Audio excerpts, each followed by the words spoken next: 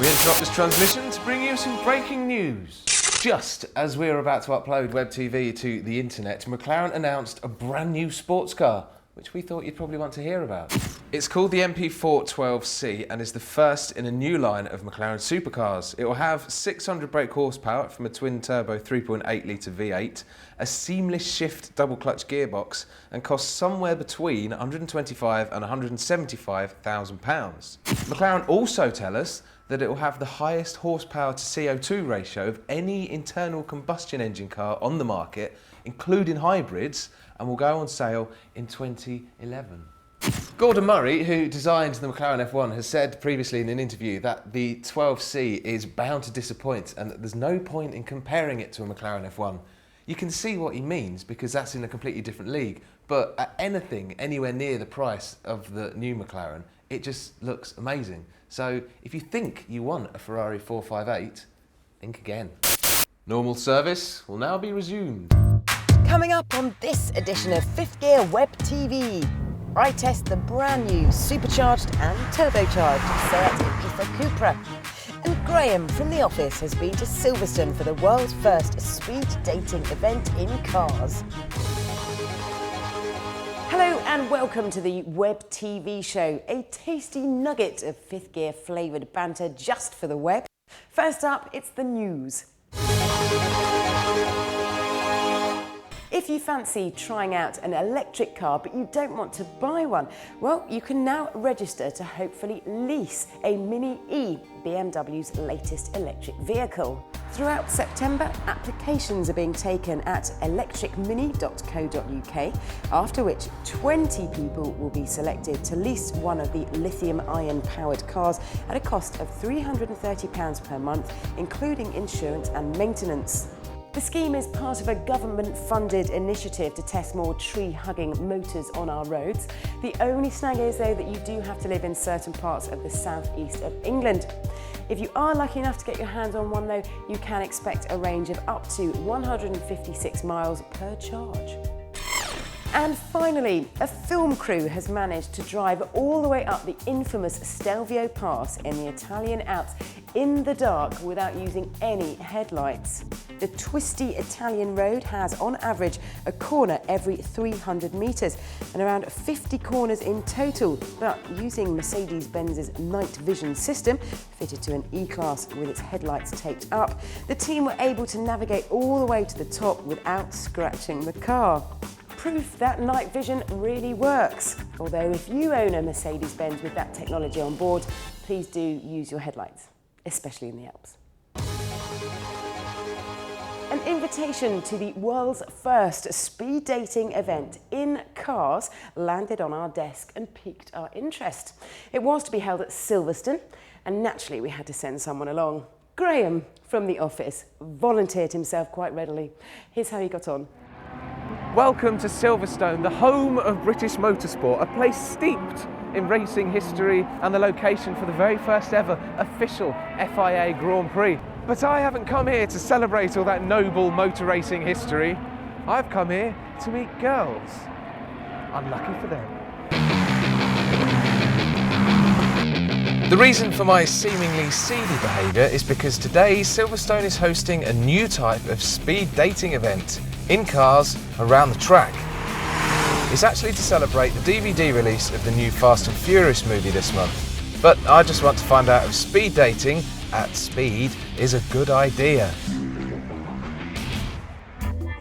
After some syrupy chat, I managed to find myself some girls who were up for a speed date in this lady-friendly BMW Z4 S35 I'd borrowed from Fifth Gear HQ.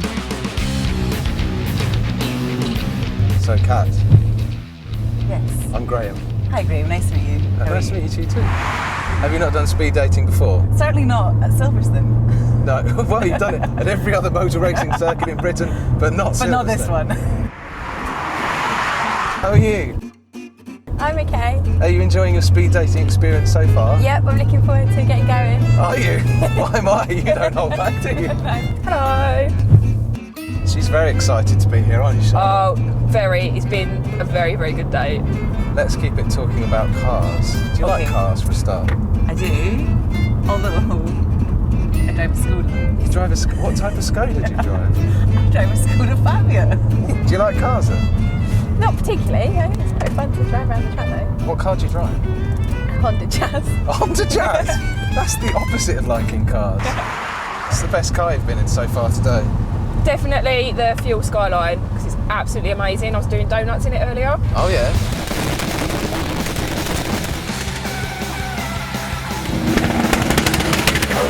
So you rate yourself as a driver, do you? Yes, balls of steel. What do you think of men that drive BMWs? It's kind of like they're making up for something, really, isn't it? Really? So you think? So what are they making up for? Slow brains? Lack of personality. Lack of personality. What do you think of men with BMWs? I'm not a BMW fan, to be honest. Not Why? a BMW fan. Why not? Because arrogant people drive them. I drive a BMW in real life. You're an arrogant person then. Am I? How do you find Will Smith in the snow? I don't know. No? I don't know. How You do follow the Fresh Prince. Oh, nice. Do you get it? Because Yeah. obviously, yeah. You follow the Fresh Prince. That's bad. Can I tell you a joke? Why is that bad though? It's terrible. Okay, far away. I'll tell you my joke. Okay, right, I was walking down the street the other day and this man come up to me. Right, come up to me shouting, he shouted, 1, 3, 5, 7, 9. I went, that's a bit odd, isn't it? Oh! Woo! See, that was a brilliant That's joke. top drawer humour, that is. Good, I'm glad you like that. So I assume what you do for a living is a stand-up comedian. Pretty much. Is that right? Pretty much. No, I'm by trade, I'm a lap dancer. Lap dance. I always do it. That's more of a sit-down. I always do a deal is to dance and a joke. See? I sit them down, here's the joke, vroom, ching, and then I do my little dance. What band would you sing? Because I'm quite into my music, and I have never been anywhere near a girl that doesn't like the bands I like. Like Kings of Leon. Yes. Oh. Very good. Beethoven. Whoa! Did you put that in there? Yeah, no! Who's this? Beethoven? You must think I'm Oh my god. some sort of fiddler now with the violins. What must you think of them? Oh, well, I think you're lovely. Your taste in music is something to be desired. I'm very mature. Perhaps too mature. Well, perhaps. Like a wine that's got corks. Yeah, exactly.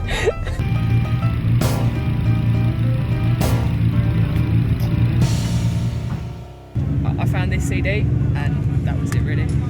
Before that I was actually going to ask him to marry me. Then the CD came along and I'm sorry. Somebody planted the CD. What would you rate Graham out of 10? Oh, 7.5. No, 7.54. That's pretty accurate. I'd give you 9. I was going to say think carefully, I've got a CD in my hand. What would you give him out of 10 based on my date? Give him an 8 out of 10. I would give Graham 7 out of 10. So, is speed dating on the track a good idea? Well, if you get on with the person, yes. But if you don't get on with the person, being forced to sit next to them and make bad jokes about cars is possibly one of the most awkward experiences in the world. Me, I'm going to keep my speed and my dating completely separate. And now for a bit of new car business. This week I've been testing a hot hatch from Seat. Believe it or not, Seat's cheerfully named Ibiza has been with us now for 25 years, during which time it's been offered in a number of sporty variants. And as if you couldn't tell where this is going, there's now yet another one. This is the latest and quickest incarnation of the Ibiza Cupra. First impressions are good, particularly if you like colour. You can get orange too.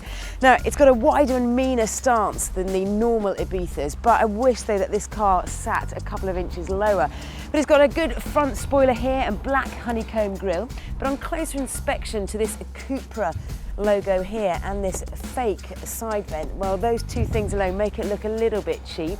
But along the side you've got black door mirrors which coordinate quite nicely with the coloured glass, 17-inch alloys which sit on low profile tyres, and round the back the pièce de résistance, a whacking great big exhaust. But on closer inspection they are just two piddly tailpipes.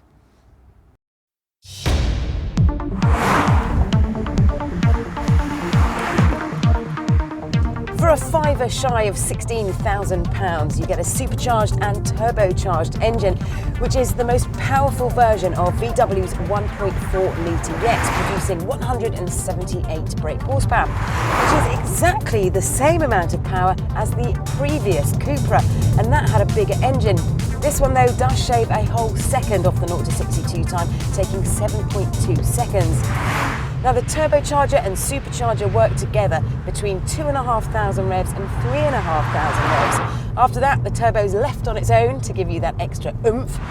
But Seat claims that this compressor combination guarantees you instant torque, whatever situation you're in.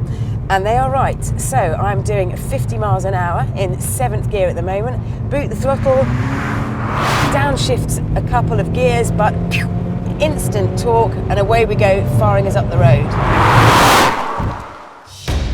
The biggest problem I have got with this car is the DSG double clutch gearbox. In automatic mode, it is just not intuitive enough to keep up with my demands. So your best bet is to stick it in the manual mode and use the paddle shifts here on the steering wheel. They are superb and responsive. But this has 7 gears. It doesn't need 7 gears, and you can't buy this car with a manual gearbox. A traditional 5-speed manual box would be the making of this car. But the Cupra's party trick is something called XDS. It works as part of the car's traction control system, and it mimics the function of a motorsport-style limited slip differential. Basically, it gives maximum grip around corners, particularly fast ones, and it works really well. This car has got a shed load of grip. The black glossy trim here on the dash and up here on the binnacle are nice touches, as is the white diamond stitching on the seats, and they do give some great side support. I think the whole thing, though, is let down a bit by the flimsy plastic of the glove box. There's a good amount of standard equipment. You get a socket for your iPod or MP3 player, air conditioning and cruise control, and something called cornering fog lights. So turn on your main headlights, and when you turn the wheel to the right or to the left, the corresponding fog light illuminates, which will give you some extra visibility when you're whizzing around the bends in the dark. The Cupra has eye-catching looks, nimble handling, a good ride, and is pretty practical, but that DSG gearbox is its own worst enemy. There are hotter hatches available, and for my money, I would spend an extra £700 odd on the better handling, more powerful Renault Sport Clio 200. I'm going to give the Cupra 7 out of 10. That's it for this edition of Web Telly. Make sure you join us every fortnight for more automotive antics. And the location of the first ever official FIA Grand Prix. But I've not come here to meet girls. No, that's what I have come to do.